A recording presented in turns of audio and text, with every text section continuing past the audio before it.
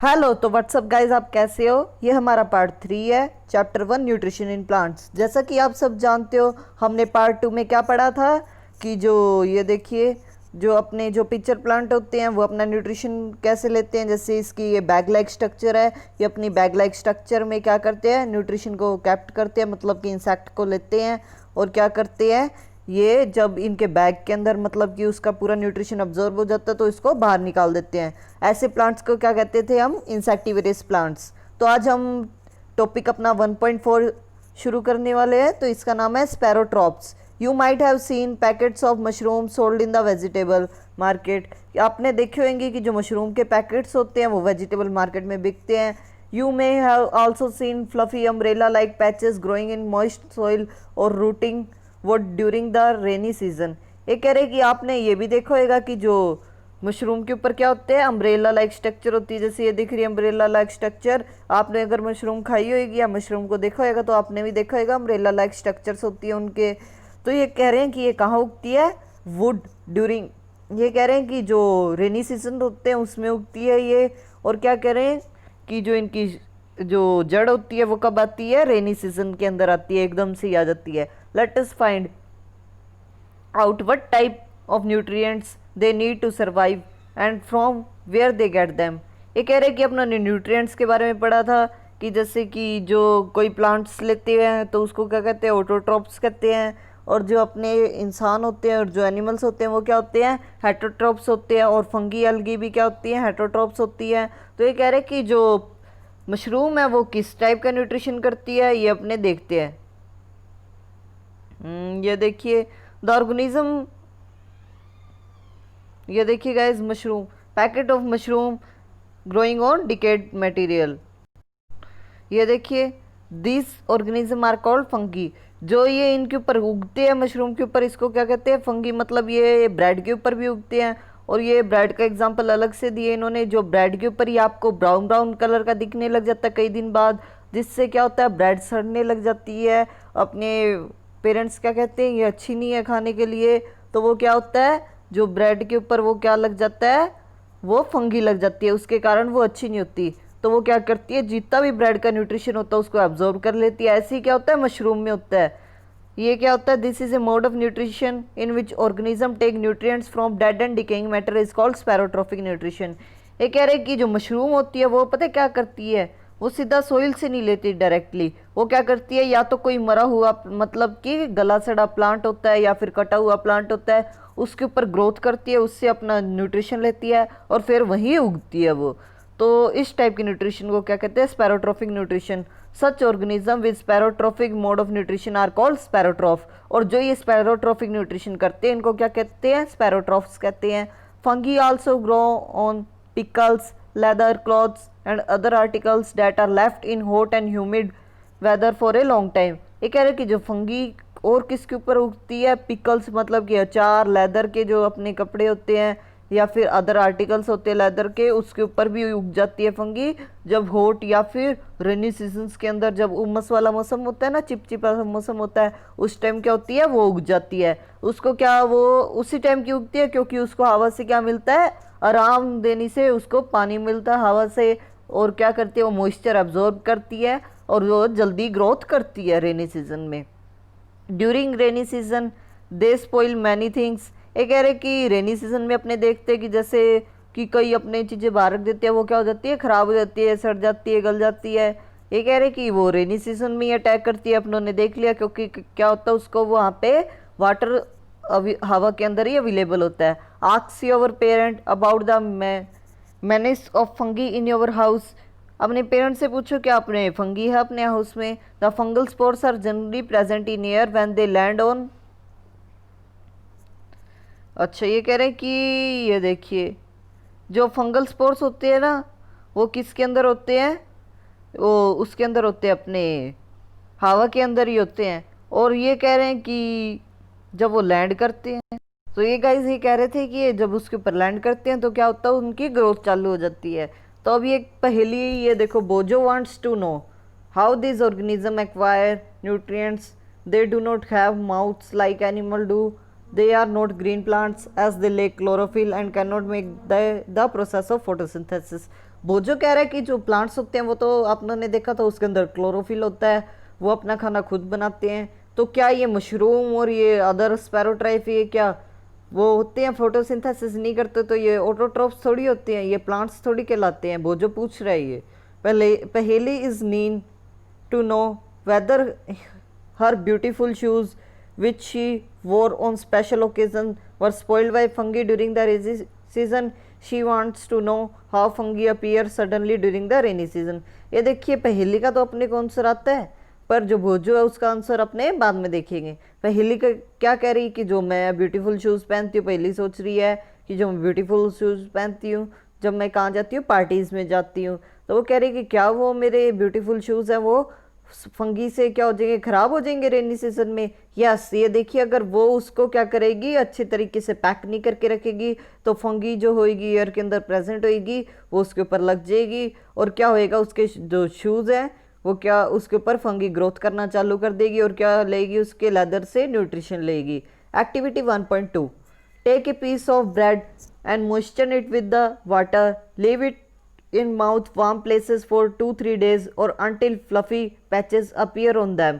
What is color of these patches? Observe the patches under microscope or magnifying glass. Write down your observation in notebook. You will see cotton like threads spread on the piece of bread. ये कह रहे कि जो अपने को क्या करना है, एक पीस ऑफ ब्रेड लेना है, उसको क्या करना है, पानी के अंदर डुबोना है और कहाँ रख देना है, 2-3 डेज के लिए बहुत ही गर्म जगह पे रख देना और वहाँ पे क्या होए, उमस होए, मतलब कि बारिश आने के बाद जो गर्मी होती है ना उसके अंदर रखना है। और क्या करना है, जहाँ पे आपने वो पैचेस को रखा था और क्या, और ये देखिए उसके ऊपर क्या होएगा, अनटिल ये कह रहे हैं कि 2-3 डेज तक रखे रखना है उसको पानी के अंदर निकाल के बाहर, जब तक वो क्या हो जाए, फूल ना जाए। और जहाँ भी फूल गई तो उसको क्या करना है, उसके ऊपर कलर कर देना है। अब ये कह रहे कि आपको क्या करना है, अब जो भी वहाँ से फूल है उसको क्या किस में देखना है, मैग्नीफाई ग्लास, या फिर आपके पास माइक्रोस्कोप तो होता नहीं, बहुत कम के पास होता है, तो मैग्नीफाई ग्लास में देख सकते हो आप ये। तो आप देखोगे कि जो ब्रेड के जो पीस है उनके ऊपर क्या उग गया है, छोटी छोटी थ्रेड लाइक स्ट्रक्चर उग गया है, उसको क्या कहते हैं, स्पैरोगोरिया, और क्या कहते हैं, फंगी। तो उसके ऊपर वो उग जाती है। अब ये देखिए अपना ये टॉपिक कौन सा था, 1.4। अब अपने टॉपिक नंबर 1.5 है, how nutrients are replenished in the soil. ये कह रहे कि जो न्यूट्रिएंट्स है वो क्या खत्म हो जाते हैं सोइल के अंदर। Have you seen farmers spreading manure और फर्टिलाइजर इन द फील्ड और gardeners using them in lawns और pots, do you know why this is done. ये कह रहे कि आपने देखा होगा खेतों में जो फार्मर स्प्रे करते हैं उसके अंदर क्या होता है, फर्टिलाइजर होते हैं, मैन्योर होते हैं। तो ये कहते हैं कि जो अपने भी करते हैं, कि एक बार आपके घर में तो शायद ना करते हैं, मैं अपने घर के अंदर करता हूँ।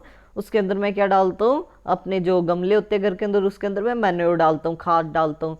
तो आप ये जानते थे, मैं तो जानता था। अगर आप नहीं जानते थे तो मैं इसके लिए भी, मैन्योर और फर्टिलाइज़र के लिए भी अलग से वीडियो बना सकता हूँ। अगर आपको ये वीडियो मतलब कि बनवानी हो तो कमेंट में ज़रूर बताना। You learn that plants absorb minerals and nutrients from the soil. आप ये जानते हो अच्छे तरीके से कि जो प्लांट्स और जो अदर जो प्लांट्स है वो किससे अपने न्यूट्रिएंट्स लेते हैं, सोइल से लेते हैं। So their amount in the soil keeps on declining.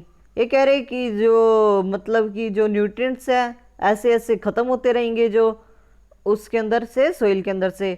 और ये क्या कह रहे हैं कि जो फार्मर फर्टिलाइज़र और मैन्योर डालते हैं वो किसको बढ़ाने के लिए डालते हैं, उसके अंदर जो मतलब कि न्यूट्रिएंट्स की मात्रा को बढ़ाने के लिए डालते हैं। To time to enrich the soil. ये कह रहे हैं कि उसको सोइल को इनरिच करने के लिए डालते हैं। इनरिच मतलब के लिए वापस से उसके अंदर अच्छे से पैदावार हुए। We grow plants and keep them healthy if we can fulfil the nutrients requirement of plants. ये कह रहे हैं कि अपने प्लांट्स को जब तक ही हेल्थी रख सकते हैं जब तक अपने उसकी रिक्वायरमेंट को पूरा कर सके। Unusually crops plants absorb a lot of nitrogen and the soil become deficient in nitrogen. You learned that though nitrogen gas is available in plenty air, plants cannot use it in the manner they can use carbon dioxide. They need nitrogen in soluble form, bacteria called rhizome. ये कह रहे कि जो आपने usually plants में बहुत, अगर अपने ये देखो usually crop plants absorb a lot of, ये जो कह रहे हैं कि जो क्रॉप होती हैं क्रॉप क्या होती है, फसलें, वो क्या करती हैं, उनको बहुत ज़्यादा न्यूट्रिशन वो नाइट्रोजन की जरूरत होती है, तो इसके लिए फार्मर क्या करते हैं, जो नाइट्रोजन रिच फर्टिलाइजर है वो डालते हैं उसके अंदर, किसके अंदर, सोइल के अंदर। You learn that nitrogen gas is available in plenty in air, plants can not use it in the manner they can use carbon dioxide. पर ये कह रहे हैं कि जो आपने तो जानते हैं कि जैसे कि 79% क्या है, कार्बन वो नाइट्रोजन है एयर के अंदर, और क्या कि 21% क्या ऑक्सीजन है। पर ये कह रहे हैं कि जो फिर भी वो इतनी ज़्यादा मात्रा के अंदर नाइट्रोजन होने के कारण भी क्या है, जो नाइट्रोजीनियस प्लांट्स होते हैं वो क्या है, वो नाइट्रोजन को अच्छे से यूज़ नहीं कर पाते। नाइट्रोजीनियस प्लांट्स मतलब कि जिनको नाइट्रोजन की बहुत ज़्यादा जरूरत होती है। और ये कह रहे हैं कि they need nitrogen in soluble form.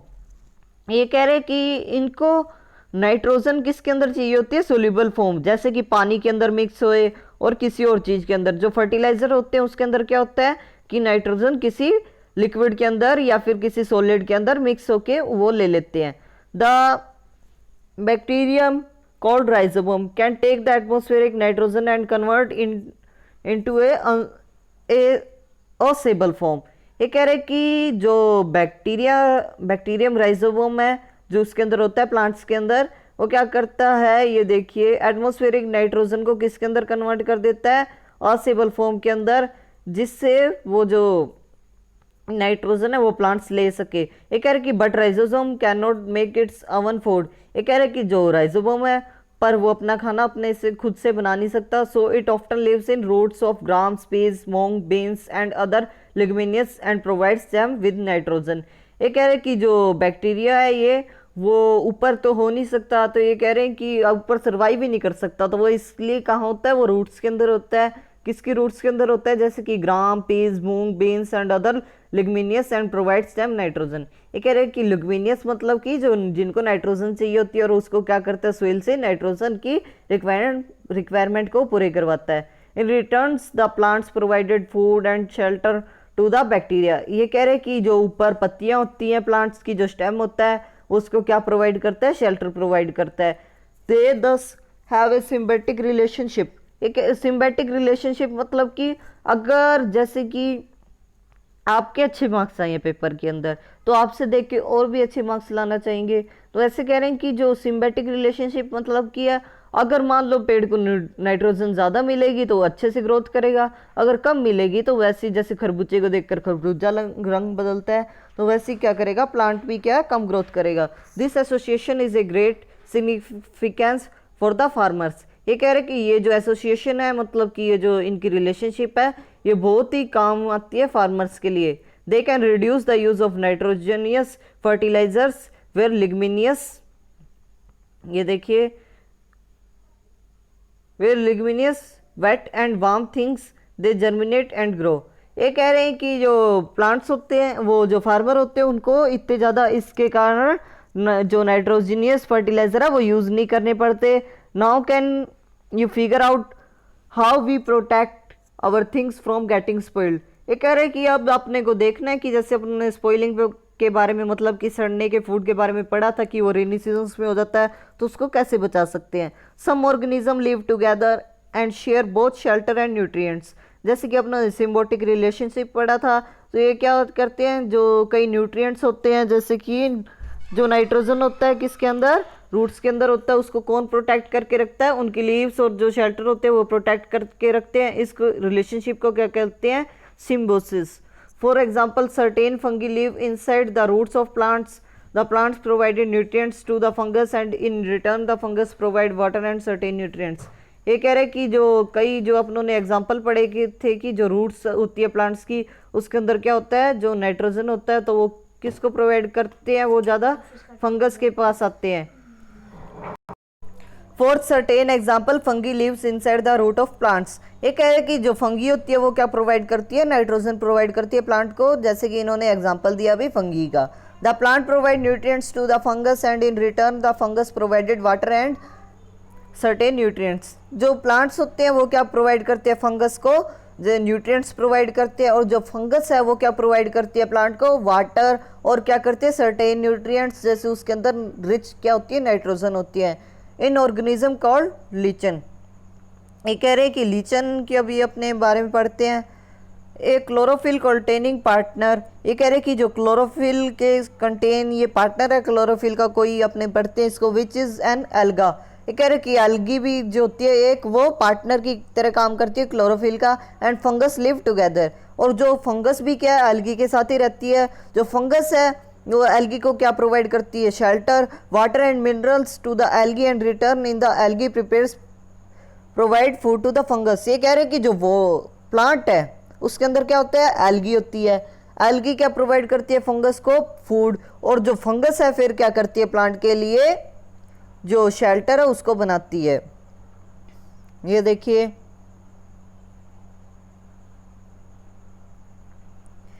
देखिए most of the pulses dals are obtained from leguminous plants. ये कह रहे हैं कि ये शायद अपनों ने पैरा यहाँ से छोड़ दिया था तो उसके आगे से करते हैं। Leguminous plants are grown, most of the pulses dals are obtained from leguminous plants. ये कह रहे हैं कि जो मोस्ट ऑफ द पल्सेस और दाल है वो किससे ऑब्टेन होती है अपने को, leguminous plants. In this chapter you learn that the most of the plants are autotrophs.